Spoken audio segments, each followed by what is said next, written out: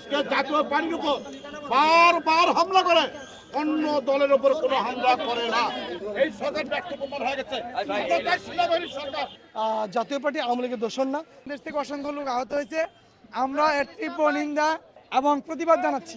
বাড়িঘরে হামলা করছে, বুলডোজার দিয়ে আঘাত করতেছে, ব্যবসা প্রতিষ্ঠানে হামলা করতেছে। আহত হয়ে গেছে, মেডিকেলে ভর্তি আছে, কতগুলো হয়েছে বলতে পারবো না এখন। অনেক নেতা কর্মী আহত। আজকে দেখেন প্রমাণ দেখেন, রক্ত হচ্ছে পায়ে দেখেন, আমাদের সামনে আছে। আমরা মনে করি এই ধরনের যদি আজকে জাতীয় পার্টির উপর বারবার হামলা করে অন্য দলের উপর কোনো হামলা করে না, আজকে জাতীয় পার্টির উপর বারবার হামলা করে, তার কারণটা কি? জাতীয় পার্টি কি বাংলাদেশের নাগরিক না? জাতীয় পার্টি কি বাংলাদেশের নির্বাচন করার অধিকার নাই? রাজনীতি করার অধিকার নাই? অবশ্যই অধিকার আছে। জাতীয় পার্টিকে বাদতে কেউ রাজনীতি ভোট করতে পারবে, কেউ পারবে না। 91 সালে কখনো জাতীয় পার্টি ভোট করতে পারে নাই, করতে পারে নাই, কখনো জাতীয় পার্টি ভোট করতে 96 সালে করতে, 8 সালে করতে।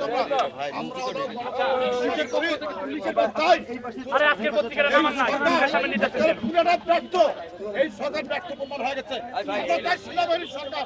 এই মুহূর্তে দরকার সেনাবাহিনী সরকার, সেনাবাহিনী সরকার, সেনাবাহিনী সরকার, সেনাবাহিনী সরকার, সেনাবাহিনী সরকার, সেনাবাহিনী সরকার। ভাই সত্য আজকে পুলিশের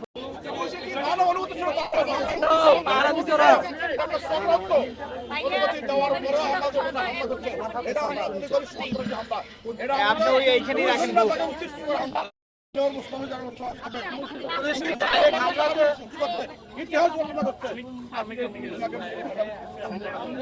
তারা বহিষ্কৃত নেতা যারা আর তারা বহিষ্কার করছে না।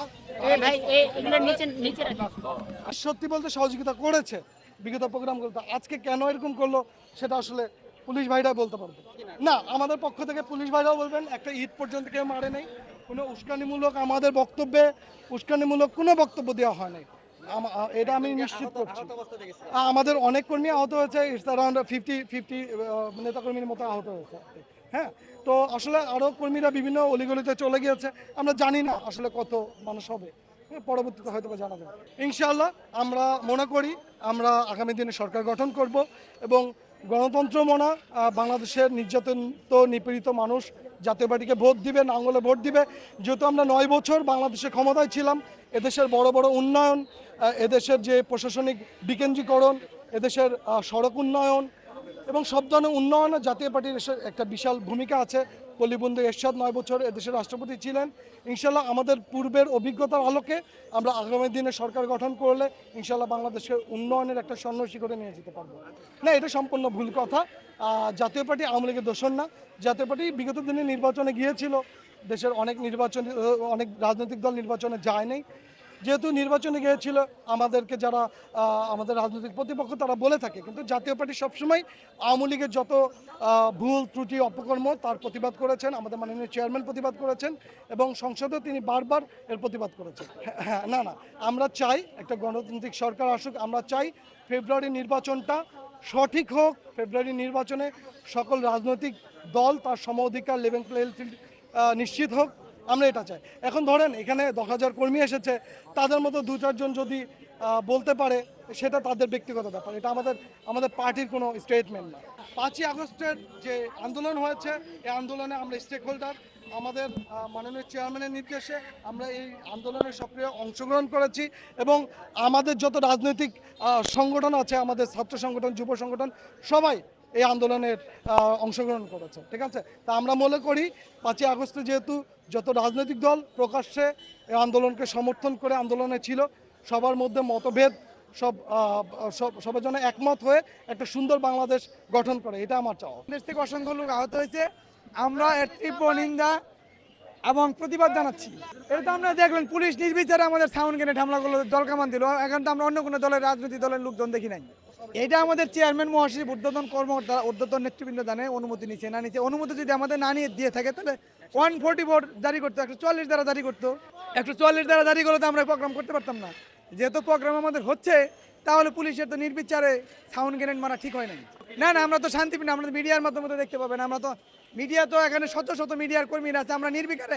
জাতীয় পার্টি একটা শান্তিপ্রিয় দল, জাতীয় পার্টির নেতাকর্মীরা শান্তিপ্রিয় মানুষ, এরা দেশ ও জনগণের স্বার্থে রাজনীতি করে। এটা সম্পূর্ণ ভুয়া এবং মিথ্যা, ভিত্তিহীন। আওয়ামী লীগের আমলে আমরা নির্যাতনের শিকার হয়েছি, আমি নিজে 26টা মামলা খাইছি, আমি নিজে আওয়ামী লীগের আমলে জেল কাটছি, আমার বাড়িঘর ভেঙে দিয়েছে আওয়ামী লীগ। আওয়ামী লীগের দোষর কখনো জাতীয় পার্টি না, যারা আওয়ামী লীগের দোষর তারা জাতীয় পার্টি থেকে চলে গেছে।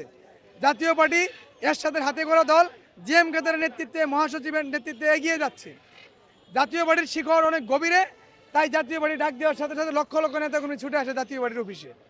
আমার মনে হয় জিএম কাদের জনপ্রিয়তা থেকে একটা মহল ভয় পাচ্ছে, ভয় পাওয়ার কারণে, উস্কানির কারণে আমাদের জাতীয় পার্টির নিরীহ নেতাকর্মীদের উপরে সাউন্ড গ্রেনেড নিক্ষেপ করেছে।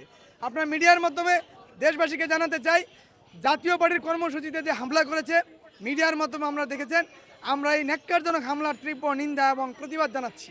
জাতীয় পার্টি নির্বাচন করলে জনগণের সমর্থন নিয়ে আগামীতে রাষ্ট্র ক্ষমতায় যাবে, এটাই অন্যান্য দলের ভয়। কারণ জাতীয় পার্টির জনপ্রিয়তা অনেকাংশে বেড়েছে, আজকে কর্মী সমাবেশ জনসমুদ্রে পরিণত হয়েছে, আপনারা দেখেছেন মিডিয়ার মাধ্যমে। এখানে আসলে আজকের সমাবেশটা হচ্ছে সারা বাংলাদেশে জাতীয় পার্টির নেতা কর্মীদের নামে মিথ্যা হয়রানিমূলক মামলা দেওয়া হচ্ছে। নেতাকর্মীরা ঘর ছাড়া, বাড়ি ছাড়া, বাড়িঘরে হামলা করছে, বুলডোজার দিয়ে আঘাত করতেছে, ব্যবসা প্রতিষ্ঠানে হামলা করতেছে।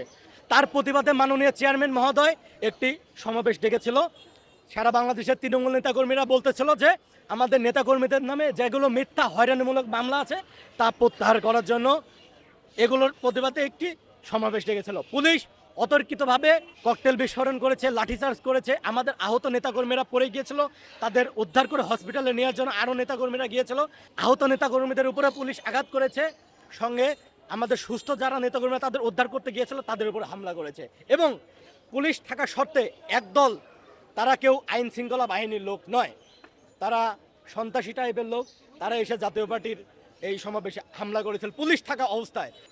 জাতীয় পার্টি আজকের আগে ইতিপূর্বে অবস্থা জাতীয় পার্টি 170টি পেত, আজকে আমাদের উপরে অকারণে বিনা অপরাধে হামলা করেছে। আমরা 200-র উপরে সিট পাবো ইনশাআল্লাহ।